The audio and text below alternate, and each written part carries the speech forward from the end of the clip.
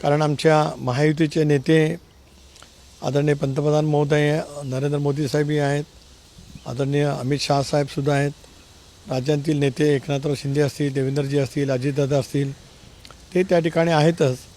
पण या संदर्भातला निर्णय भाजपच्या आणि महायुतीच्या वरिष्ठ नेत्यांच्याकडनं लवकरच अभिप्रेत आहे.